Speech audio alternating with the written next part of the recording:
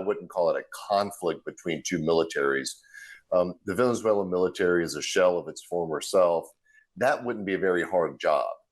I think the president will probably make a decision that's more focused on a counter-drug type operation or a very selective strike.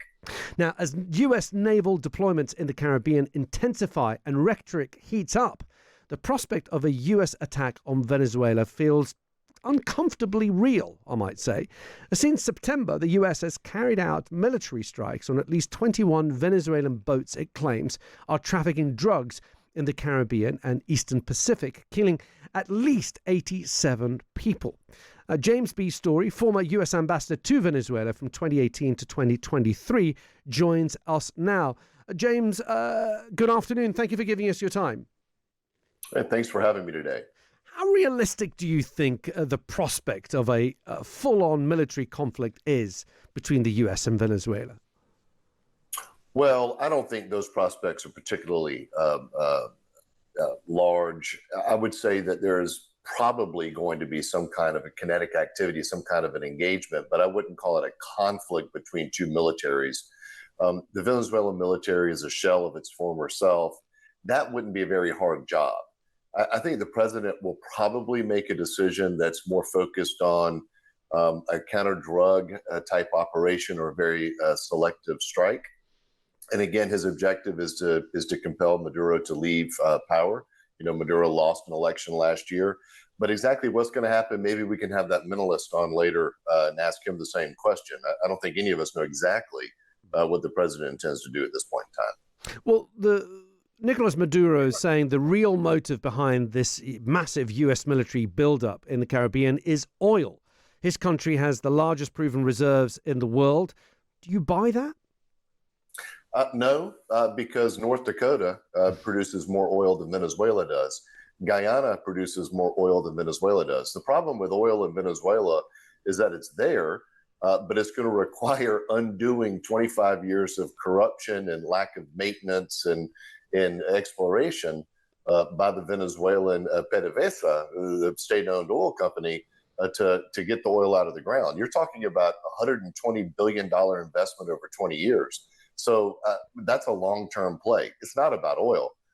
It's about instability in the region. It's about crimes against humanity. It's about 9 million people who have been forced to flee that country. And it's about democracy. The guy lost an election last year and refuses to leave. And then you add on to that the drug trafficking and everything else. I think oil is a distant 8th or 9th place when it comes to reasons that you would want to engage on Venezuela. When you were ambassador, how would you characterize relations between the US and Venezuela? I mean, pretty poor. Since 2015, under Barack Obama, we've identified Venezuela as a direct threat to the United States.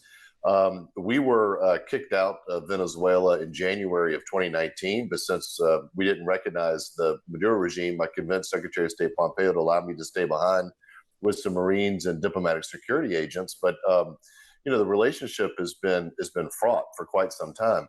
Venezuela is home to any number of criminal organizations or foreign terrorist groups such as the FARC and the ELN. These are two Marxist drug trafficking foreign terrorist organizations from Colombia. They also have Hezbollah. So they're in bed with strategic adversaries such as China and Russia. They've been colonized by Cuba, and now they've forced out 9 million people, which is a destabilizing influence in the region. Just to put it in perspective, that's 25% of the population of Venezuela has fled. Imagine, this is historic in scope. Relations have been poor for a very long time with this particular criminal organization masquerading as a government.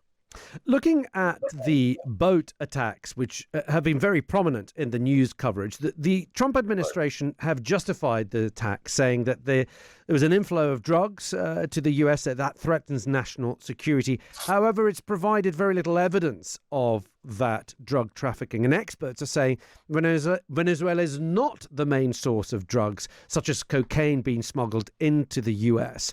What do you think the US public would feel about this if this escalates further? And what do you make of the attacks on those boats? Well, First, just by way of expressing my bona fides, I ran counter narcotics in Colombia for 3 years, 2010 to 13, and in the Western Hemisphere from 13 to 15.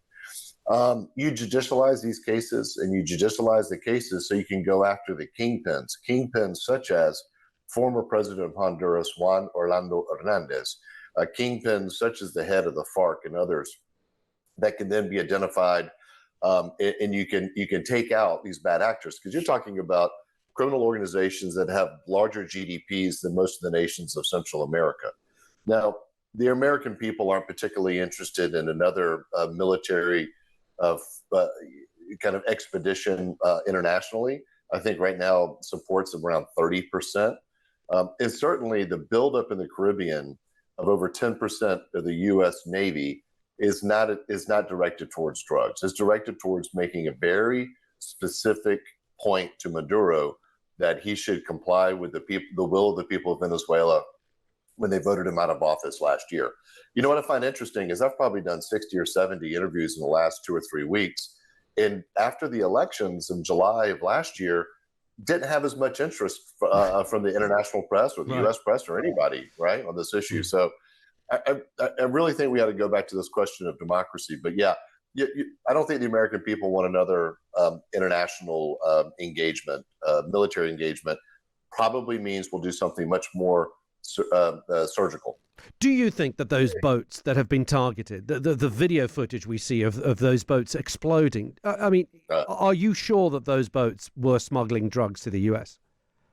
Well, I'll tell you, from the very beginning, the first boat had 11 people on board. And I'll say this, that 11 people is something that you never see on drug trafficking boats. You see 3 or 4. And this is, you can put this into the hopper and look at the intelligence over a long period of time. It's 3 or 4 because every person is weight. So I think there's a question about that first boat in particular. Now, we do get pretty exquisite intelligence on which boats have which loads, and then we can look at them and see, and we know what's going on. No, there's nobody fishing with 4 300 horsepower outboard engines and 800 gallons of fuel on board. So the intelligence is generally pretty good on this. I think there's a bigger question here, which is about the authorized use of military force. I think there are big questions that the U.S. Congress is going to have to take on board as well. But it would behoove the administration to release some of the intelligence on this, because you're right. Earlier you mentioned how much drugs, it was the flow of drugs from Venezuela, about 10% of the total production, I'd say, max. So this isn't about counter narcotics necessarily. It's much more about pressure on the Maduro regime. Look, the final question about Nicolas Maduro himself. Do you think he's going to leave? What are the necessary requirements for him to do so? Some people have said, look, he's going to need to find perhaps in some kind of deal a safe country he can go to where he knows that he will be politically protected. How do you see, is there an exit strategy for Nicolas Maduro? Well, I definitely don't think he's willing to fall on Bolivar's sword and die for the cause, because he has no cause. He has no ideology. So there are opportunities for him to leave. I mean, Qatar's been mentioned, Turkey's been mentioned, but who's going to try to keep them from leaving are the Cubans, because the Cubans rely almost entirely on the largesse of the Venezuelan people. It's free hydrocarbons from Venezuela that keeps that country afloat. And so they're going to pressure him very strongly not to depart power.